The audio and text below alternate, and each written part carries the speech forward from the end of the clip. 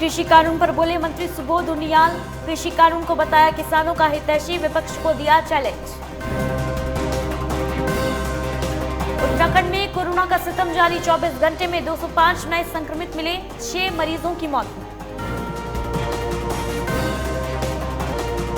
उत्तराखंड में पुलिसकर्मियों को मिला न्यू ईयर गिफ्ट, 1 जनवरी से मिलेगा साप्ताहिक विश्राम, डीजीपी ने साप्ताहिक विश्राम देने के निर्देश दिए। नए साल से पहले बर्फ के आगोश में देवभूमि उत्तराखंड, पहाड़ों की वादियां बर्फ से ढकी, बर्फबारी का लुत्फ उठा रहे पर्यटक। और नए साल से पहले उत्तराखंड में रेल यात्रियों की परेशानियां बढ़ी, शताब्दी लिंक समेत 5 ट्रेनों का संचालन ठप, 6 जनवरी से होगा संचालन।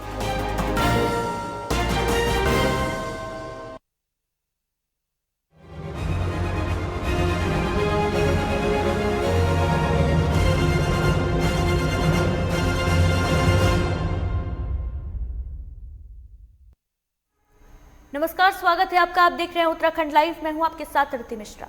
कोरोना के नए स्ट्रेन ने ब्रिटेन समेत विभिन्न यूरोपीय देशों में कहर ढा रखा है और ऐसे में यूरोपीय देशों से भारत लौट रहे प्रवासियों को लेकर केंद्र सरकार ने नई एसओपी जारी की है।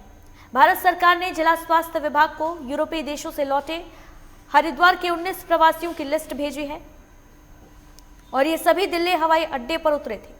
सीएमओ डॉक्टर एसके झा ने बताया कि सभी प्रवासियों से फोन के माध्यम से संपर्क किया जा रहा है। रुड़की में 3 प्रवासियों के सैंपल भी लिए गए हैं। वहीं प्रवासियों के संपर्क में आए लोगों के सैंपल कोविड टेस्ट के लिए भेजे जा रहे हैं। ब्रिटेन में नया स्ट्रेन का पता चला था, तो ब्रिटेन से आने वाले जितने भी यात्री रहे तो जिसमें कि हो सकते हैं कोविड-2 करें हम लोग कोई उसका लक्षण, तो उनको क्लोजली मॉनिटर किया जा रहा है। और हरिद्वार में भी अभी 19 ऐसे यात्री हैं जो आए हैं, तो उसमें से कुछ तो अभी पहुँचे नहीं हैं, जो बाहर पंजाब में कुछ हैं, कुछ राजस्थान में हैं। हम लोग फ़ोन के माध्यम से लगातार उनके टच में हैं, उनका सैम्पलिंग करवा रहे हैं। सैम्पलिंग उस भेजने के बाद उनको दिल्ली भेजा जाएगा सैंपल को करने के लिए, फिर उनके कंटैक्ट ट्रेसिंग किया जाएगा। जो भी कंटैक्ट में आए होंगे सबका सैंपलिंग किया जाएगा।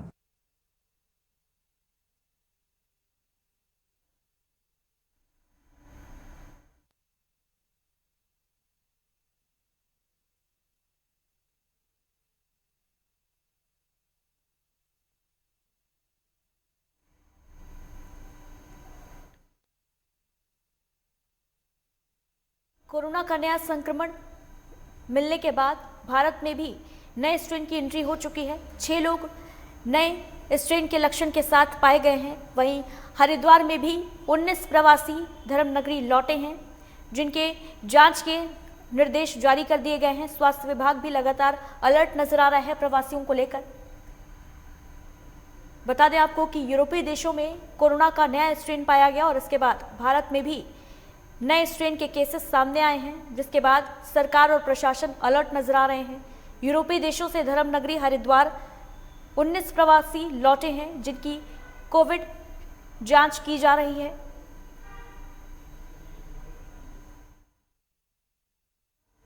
उन्नीस प्रवासियों की सूची भेजी है जो दिल्ली हवाई अड्डे पर उतरे थे। वहीं डॉक्टर एसके झा ने भी जानकारी देते हुए बताया कि सभी प्रवासियों से फोन के माध्यम से कांटेक्ट किया जा रहा है, संपर्क किया जा रहा है।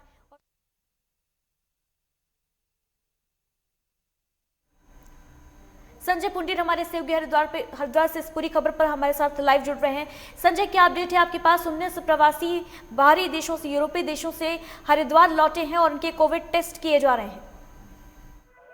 बिल्कुल, आपको बता दें कोरोना के नए स्ट्रेन ने कहीं ना कहीं हरिद्वार जिले की मुश्किल बढ़ा दी है। हालांकि लगातार ही देश विदेश से प्रवासी लौट रहे हैं, लेकिन यहाँ यूरोप से लौटे 19 प्रवासियों ने कहीं ना कहीं मुसीबत बढ़ा दी है और उसी को देखते हुए स्वास्थ्य विभाग लगातार ही सतर्क है। हालांकि सभी की संपर्क साधने की कोशिश की जा रही है, जिसमें से 3 प्रवासी रुड़की मिल गए हैं और 5 प्रवासी अभी भी उनसे संपर्क नहीं हो पा रहा है। अब देखने वाली बात होगी क्या स्वास्थ्य विभाग उन्हें ढूंढ पाएगा। लगातार यूं ही तो फोन पे संपर्क बनाए हुए हैं। जी, तमाम जानकारी के लिए बहुत बहुत शुक्रिया आपका संजय।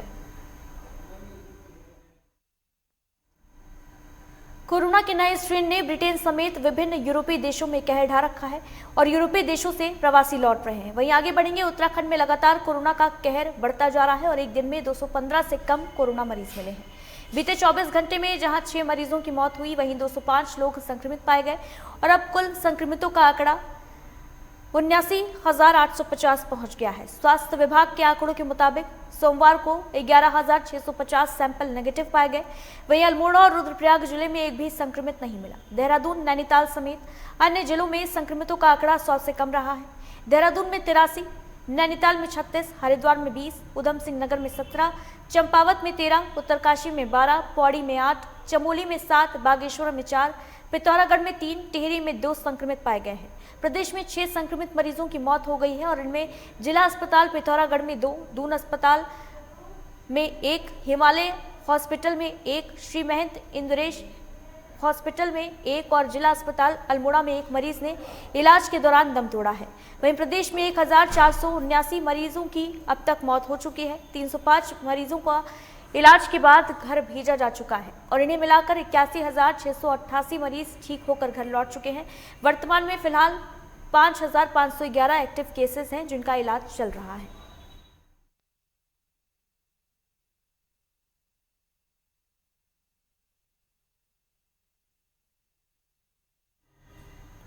उत्तराखंड पुलिस महानिदेशक अशोक कुमार ने उत्तराखंड के पहाड़ी जिलों में कार्यरत पुलिस कर्मियों को नए साल का बड़ा तोहफा दिया है।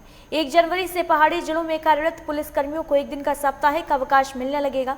आईपीएस अशोक कुमार ने जनपद पौड़ी, गढ़वाल, टिहरी, उत्तरकाशी, चमोली, रुद्रप्रयाग, अल्मोड़ा, पिथौरागढ़, बागेश्वर और चंपावत में नियुक्त पुलिस कर्मियों को साप्ताहिक विश्राम देने के निर्देश जारी किए हैं। राज्य के पुलिस महानिदेशक अशोक कुमार ने बताया कि पुलिसकर्मियों के मनोबल और कार्यक्षमता को बढ़ाने के लिए प्रथम चरण में परीक्षण के तौर पर 1 जनवरी 2021 से 9 पर्वतीय जिलों में थाना, चौकी, पुलिस लाइन में नियुक्त मुख्य आरक्षी और आरक्षियों को साप्ताहिक विश्राम की सुविधा मिलेगी।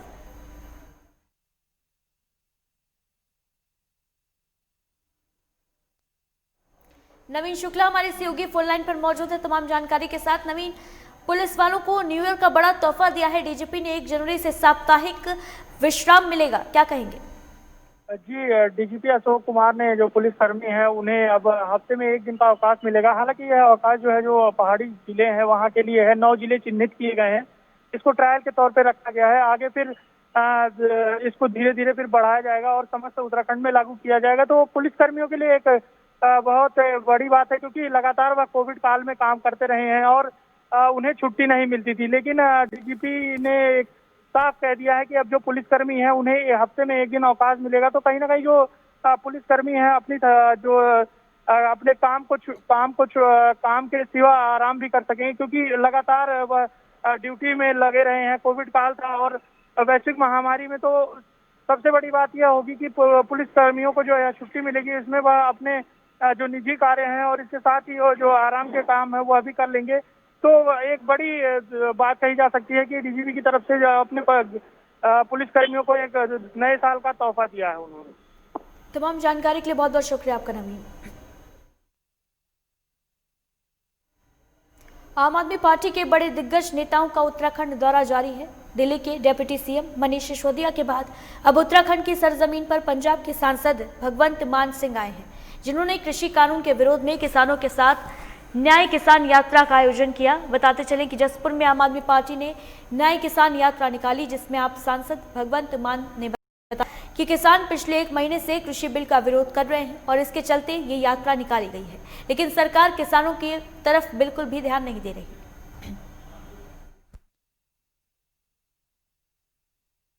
लेके आए हैं, जबरदस्ती लोकसभा राज्यसभा में पास करवाए गए, वोटिंग भी नहीं करवाई गई, यस और नो के जरिए जबरदस्ती काले कानून लाए गए।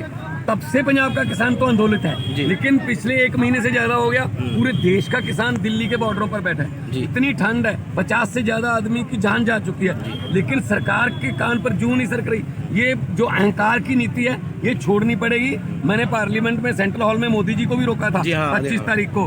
मैंने वो यही कहा था कि अगर आप रात को इसी सेंट्रल हॉल को 12:30 बजे जीएसटी लागू करने के लिए खुलवा सकते हो तो 1 दिन का विशेष सत्र बुला के इन कानूनों को वापस ले लो।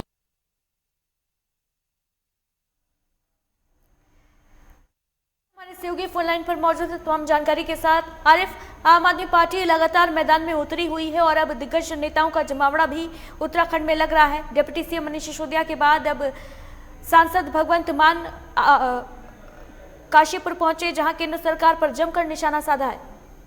जी, किसान न्याय यात्रा को लेकर पंजाब के सांसद भगवंत सिंह मान काशीपुर पहुंचे हैं और उनकी यात्रा का समापन खटीमा में होगा। मगर कहीं ना कहीं 2022 के विधानसभा चुनावों को सरगर्मियों को तेज करते हुए किसानों का मुद्दे को कहीं ना कहीं कैश करने में आम आदमी पार्टी लगी है और कहीं ना कहीं किसानों को अपने हित में ला रही है। उत्तराखंड में लगातार आम आदमी पार्टी के बड़े बड़े दिग्गज नेताओं का दौर जारी है और दिल्ली के उप मुख्यमंत्री भी मनीष सिसोदिया के बाद अब उत्तराखंड की सरजमी पे पंजाब के सांसद भगवंत मान सिंह पहुंचे हैं, जो किसानों के हित में किसान कानून को काला कानून बताते हुए भाजपा पर निशाना साध रहे हैं। जी, तमाम जानकारी के लिए बहुत बहुत शुक्रिया आपका।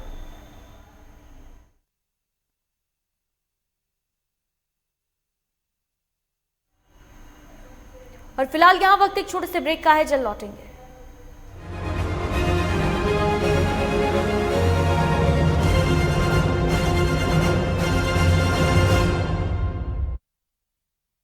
सपने देखने की कोई उम्र नहीं होती। सपने देखिए, हर उम्र में देखिए। इसलिए दर्द से हारना नहीं है, दर्द को हराना है। घुटना, कंधा या कमर, चाहे जैसा हो दर्द, डॉक्टर ऑर्थो आपको देता है दर्द से पूरी आजादी, एक भरपूर जिंदगी। ये कोई टेम्परेरी पेन किलर नहीं, आयुर्वेदिक औषधि है। आपकी आवाज, आपकी ताकत, आपका अपना न्यूज चैनल लाइव टुडे अब उपलब्ध है ZEE5 पर। बुलेट की रफ्तार से बताएंगे देश के हालात, जानेंगे पिछले 24 घंटे की सभी खबरें खास। देखिए 3 की बात हमारे साथ एक नए अंदाज।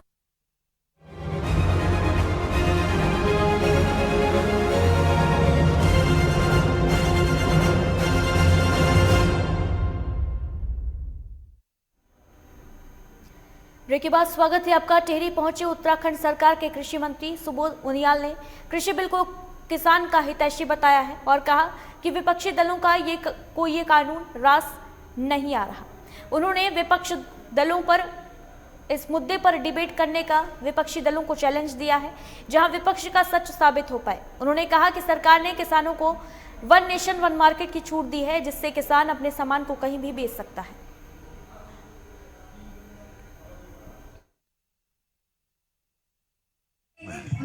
और मैंने कई बार विपक्षी दलों को आमंत्रित भी किया कि आइए ओपन डिबेट कर लें। ओपन डिबेट में मालूम हो जाएगा कि क्या सच है क्या झूठ है, क्योंकि इसमें कुल मिलाकर के कुछ कॉरपोरेट घराने जिनको खतरा ये लगता है, जो आज तक किसान का शोषण करके जो उनका उत्पाद को आने पड़े दाम में खरीद के और उसके बाद वो उस उत्पाद को एक्सपोर्ट कर दिया करते थे बड़े बड़े दामों में, उनके हितों पर कहीं ना कहीं इससे विपरीत असर पड़ने की संभावना है। क्योंकि किसान को वन नेशन वन मार्केट कि देश के किसी भी कोने में अपने उत्पाद को बेचने की छूट दी है।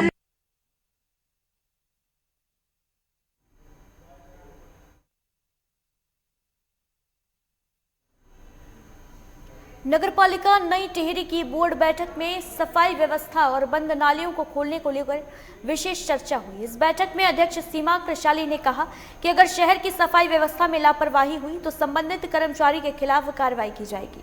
नगरपालिका सभागार में आयोजित बोर्ड बैठक में अध्यक्ष सीमा कृशाली ने पालिका क्षेत्र के विकास के लिए सभी सभासदों और नागरिकों के सहयोग मांगा। सभासदों ने कहा कि नगर की सफाई व्यवस्था को बेहतर करने की जरूरत है, जिस पर अध्यक्ष ने कहा कि नगर क्षेत्र की सफाई व्यवस्था के कार्य के प्रति लापरवाही बरतने वाले कर्मचारियों के विरुद्ध तत्काल कार्रवाई की जाएगी। वहीं पेयजल लाइनों की मरम्मत के दौरान जल संस्थान की सड़कों को क्षतिग्रस्त करने के सवाल पर पालिका से अनुमति लेने का प्रस्ताव पारित किया गया।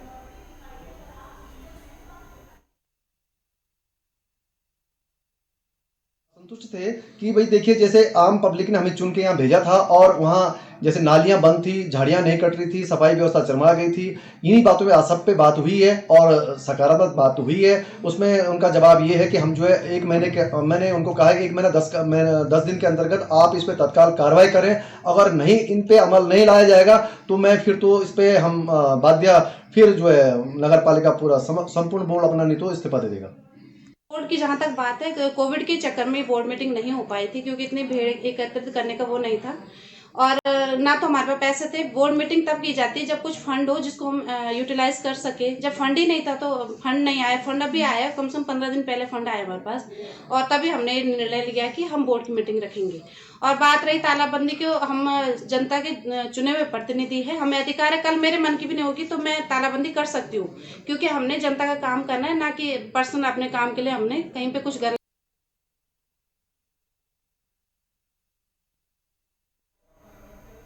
उत्तराखंड में नए साल से पहले पहाड़ों की वादियां बर्फ से लदगद हो गई हैं और देर रात बर्फबारी होने की वजह से मौसम सुहावना हो गया। वहीं पहाड़ से लेकर मैदान तक बारिश ने ठंड में भी इजाफा कर दिया है। उत्तरकाशी जिले के मोरी और पुरुला ब्लॉक के ऊंचाई वाले क्षेत्रों में रात से बर्फबारी हो रही है। हरकीदून घाटी के कई गांव बर्फ की चादर से लिपटे हुए हैं। वहीं गुजरात, महाराष्ट्र, दिल्ली समेत अन्य प्रदेशों से आए करीब 250 पर्यटक केदारकांठा कैंप के लिए रवाना हुए। सांकरी और केदारकांठा क्षेत्र में भी जमकर बर्फबारी हुई। यहां पहुंचे पर्यटक जमकर बर्फबारी का आनंद ले रहे हैं और यमुनोत्री हाईवे पर राडी और ओरछा बैंड क्षेत्र में बर्फबारी की वजह से वाहनों की आवाजाही में काफी परेशानी हो रही है। बर्फ जमने की वजह से वाहनों के फिसलने का डर भी बना हुआ है, जिससे जाम की समस्या भी हो रही है। लोग धीरे धीरे वाहनों को वहां से निकाल रहे हैं। बताते चलें कि मौसम विभाग ने सभी जिलों को आगाह किया है कि बर्फबारी के चलते पहाड़ी जिलों की सड़कें अवरुद्ध हो सकती हैं, इसलिए प्रशासन जरूरी तैयारी कर ले।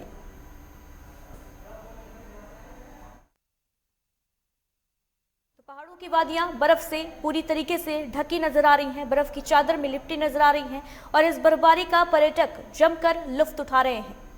नए साल से पहले देवभूमि बर्फ के आगोश में नजर आ रही है। तस्वीरें आपके सामने हैं किस तरीके से बर्फबारी का आनंद उठाने के लिए यहां भारी संख्या में पर्यटक पहुंच रहे हैं। वहीं स्थानीय लोगों के लिए यह बर्फबारी परेशानी का सबब बनी हुई है। स्थानीय प्रशासन को अलर्ट रहने के निर्देश दिए हैं क्योंकि आगामी दिनों में बारिश और बर्फबारी का सिलसिला जारी रहेगा और इससे यातायात व्यवस्था भी प्रभावित हो रही है।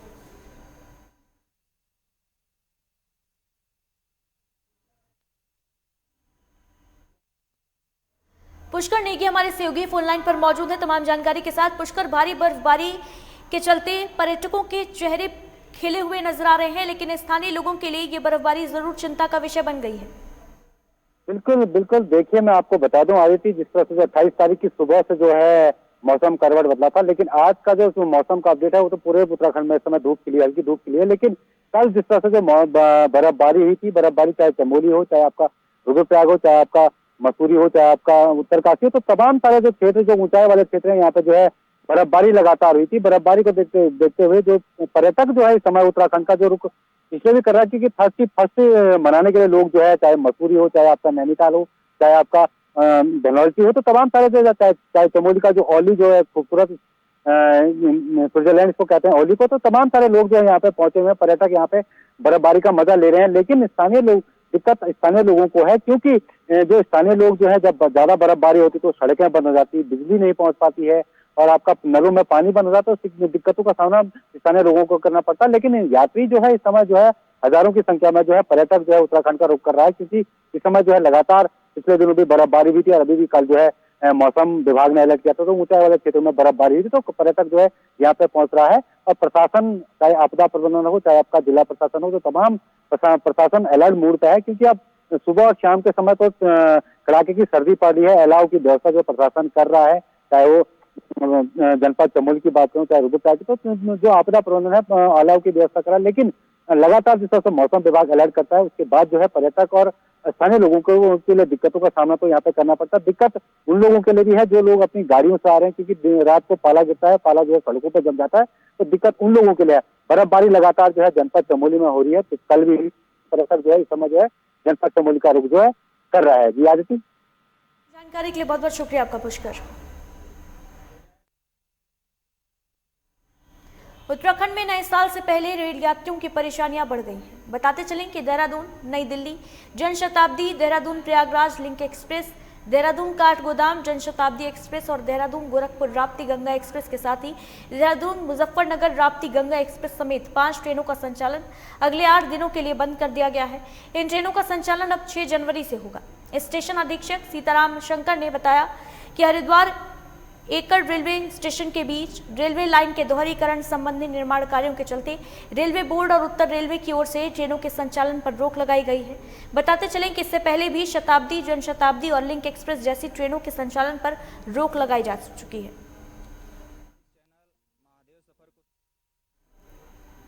कोटद्वार क्षेत्र की नदियों में सरकार ने खनन कार्य पूरी तरीके से प्रतिबंधित कर दिया, लेकिन प्रशासन की नाक के नीचे माफिया अवैध खनन कर रहे हैं और राजस्व को लाखों का नुकसान पहुंच रहा है।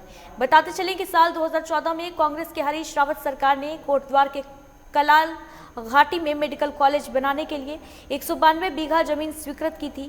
इस भूमि पर 4 करोड़ रुपए की लागत से 4 दीवारी भी बनाई गई, लेकिन अब यहां अवैध खनन का काला कारोबार चल रहा है। इस मामले में एसडीएम का कहना है कि शिकायत मिली है कि अवैध खनन करने वालों ने सरकारी जमीन का कुछ हिस्सा खोद दिया, जिसकी जांच की जा रही है और आरोपियों पर कार्रवाई की जाएगी।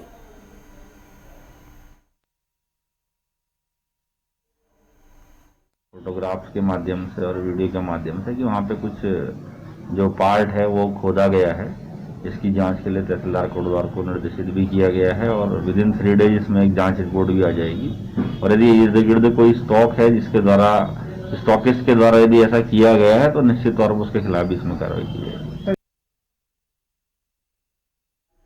चमोली के विकासखंड नागनाथ पोखरी में नगर पंचायत की भारी लापरवाही की वजह से न केवल पूरा शहर विषैले धुएं के चपेट में है, बल्कि एक बड़ा वन क्षेत्र भी पूरी तरीके से नष्ट हो गया है। दरअसल 5 गांव के कूड़े को पोखरी मुख्यालय के गोदी बैंड पर इकट्ठा किया जाता है और फिर इसके निस्तारण के लिए आग लगा दी जाती है। पिछले दिनों कूड़े पर लगाई गई आग से यहाँ मौजूद बांज के पेड़ भी फेंट चढ़ गए। शहर के बीचों बीच इस कूड़े के डंप होने से क्षेत्र में दुर्गंध भी फैलती है और इसके साथ ही लोग बीमारियों के चपेट में आ रहे हैं, लेकिन तहसील प्रशासन और वन विभाग कोई कार्रवाई नहीं कर रहे, जिससे लोगों में खासा आक्रोश है। लोगों का कहना है कि कुछ अराजक तत्व पेड़ों पर आग लगा देते हैं, लेकिन इस पर कोई कार्रवाई नहीं की जाती। तो मेरा बार जो है इस कूड़ा स्थल पे जो है आग लगाई जा रही है जी, और हमारे द्वारा बार जो है इस आग को बुझाया जा रहा है जी। हमारे कर्मचारी और स्वयं मैं भी जो है मौके घटने पे जाके हम कल 3 घंटे में जो है हमने उस वहाँ की जो है आग बुझा पाए हैं जी। उससे पहले भी जो है आग लगी हुई थी जी जी, और उससे पहले भी हमारे कर्मचारियों द्वारा जी जी आग बुझाने का काम किया गया है। बड़ी खेदजनक स्थिति है कि पोखरी नगर पंचायत 4-5 गाँव का कूड़ा इकट्ठा करके सफाई के नाम पे और पोखरी बाजार के नज़दीक गोदी बैंड में डालती है। घना बांज का जंगल था वहाँ पे, अगल बगल अभी भी है, और उन्होंने उस कूड़े को आग लगा करके और बहुत ही नुकसान प्रकृति को किया है। लगभग 40 के करीब पेड़ सूख चुके हैं, लोग काट करके ले जा रहे हैं।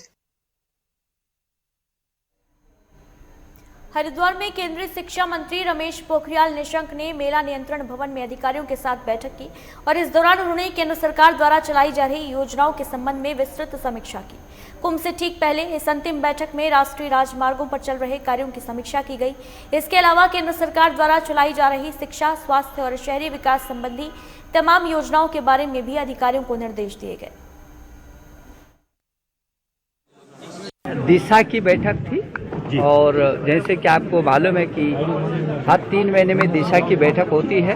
विभागों को टारगेट दिया गया है। मुझे भरोसा है कि क्योंकि आकांक्षी जिला भी है और प्रधानमंत्री जी की बहुत इच्छा रहती है कि जो ये आकांक्षी जिले हैं इन पर बहुत पूरा ध्यान केंद्रित किया जाए। सड़कों का भी बहुत तेजी से प्रगति हो रही है। मुझे भरोसा है कि जो देहरादून से और हरिद्वार तक जो ये सड़क है ये भी आगे जनवरी तक हम पूरा कर रहे हैं। यह हरिद्वार से मुजफ्फरनगर तक का भी बहुत तेजी से काम चल रहा है और जनवरी 21 तक हम लोग उसको भी पूरा कर रहे हैं। ये जो हरिद्वार से लेकर के और नजीबाबाद तक जा रही है उस पर भी युद्ध स्तर पर काम शुरू होगा, जबकि उधर रुड़की से और लक्सर वाली सड़क पर टेंडर हो गए हैं। बहुत सारे आमखेड़ी सहित बहुत सारे पुलों पर काम शुरू हो जाएंगे इसी समय, इसी अगले सप्ताह।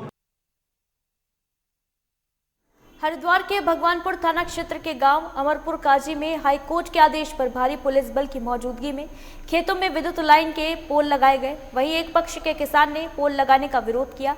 पीड़ित किसान ने आरोप लगाते हुए कहा कि जब चक रोड पर खंभे लगाए जाएंगे तो किसानों के लिए ट्रैक्टर ट्रॉली लाने मुश्किल हो जाएगी, क्योंकि ये चक्रोड 10 फीट की है। ये परेशानी एक ही किसान के लिए नहीं बल्कि सभी किसानों के लिए होगी। दरअसल दूसरे पक्ष की तरफ से हाईकोर्ट में याचिका दायर की गई थी कि उनके खेत में ट्यूबवेल के लिए विद्युत कनेक्शन की जरूरत है और इसके बाद पोल लगाने का काम किया जा रहा था। मेरा नाम राकेश सिंह है, मेरा गांव अमरपुर काजी है। यहाँ पर हैडिल वालों ने ज़बरदस्ती हमारे खेत में जो है लाइन खींच रही है, HT का 11,000 की लाइन जो है। और इन्होंने जो है, हमने इनको जो इंडिविजुअल जिसको बिजली चाहिए थी उसके लिए इन्होंने हमें ना तो सर्वे कराया, ना हमें इसमें वो कराया। उनके खेत के पास ऑलरेडी पहले से पोल लगा हुआ है LT का, और दूसरी तरफ से जो लाइन है HT की वो भी वहाँ से 250 मीटर है, यहाँ से 500 मीटर के करीब है। और ये SDO जो मनोज कुमार अग्रवाल और प्रमोद कुमार जी, इनकी ये मिली भगत हो रही है। इन्हें जो है दूसरी पार्टी में ये आपस में हमारे में विद्रोह कराना चाह रहे थे। तो ये जो रुड़की के रहने वाले हैं, इनके द्वारा हाई कोर्ट में एक पिटीशन दायर की गई थी, जिसमें SDO पुनाना को पार्टी बनाया गया था। इनके द्वारा अपने जो इनके चेक है वहाँ तक इसकी बिजली लाइन की मांग की गई थी। हाई कोर्ट द्वारा SDO पुनाना को आदेशित किया गया है कि इसमें तत्काल लाइन बिछाई जाए और उनको पुलिस प्रोटेक्शन दिया। पुलिस प्रोटेक्शन के लिए हमें आदेश किए गए थे SDM महोदय द्वारा, तो हमारे द्वारा यहाँ पर प्रॉपर पुलिस व्यवस्था की गई है। PSC यहाँ मौजूद है और थाना की लोकल पुलिस, मैं स्वयं मौजूद हूँ और शांतिपूर्वक यहाँ लाइन बिछाई जा रही है। एक्चुअली क्या है कि एक मोहम्मद असजद के नाम से हमारे यहाँ सिंचाई भूमि पर प्राइवेट ट्यूबवेल के लिए कनेक्शन के लिए अप्लाई हुआ था, और वो जून 2020 में अप्लाई हुआ था। लेकिन जो लाइन उसके ट्यूबवेल की लाइन के लिए हमें लाइन का निर्माण करना था, वो चक रोड के माध्यम से किया जाना था। उस समय भी कनेक्शन देने का प्रयास किया गया, लेकिन गांव के जो आसपास के लोग थे जिस चक रोड के माध्यम से लाइन का निर्माण किया जाना था, उनका विरोध किया गया। तो विरोध किए जाने के कारण हमने इनका कनेक्शन जो है वो निरस्त कर दिया गया था, क्योंकि इसमें एक कंडीशन होती है कि उपभोक्ता लाइन के लिए राइट ऑफ वे उपलब्ध कराता है। उसके बाद में मोहम्मद असजद जी माननीय हाई कोर्ट में गए। माननीय हाई कोर्ट ने कहा है कि चक रोड किसी की निजी संपत्ति नहीं है और उस पर विवाद करना किसी का अधिकार नहीं है, और बिजली का कनेक्शन दिया जाना हर व्यक्ति का अधिकार है। इन्हीं खबरों के साथ बुलेटिन में बस इतना ही। दीजिए इजाजत, नमस्कार।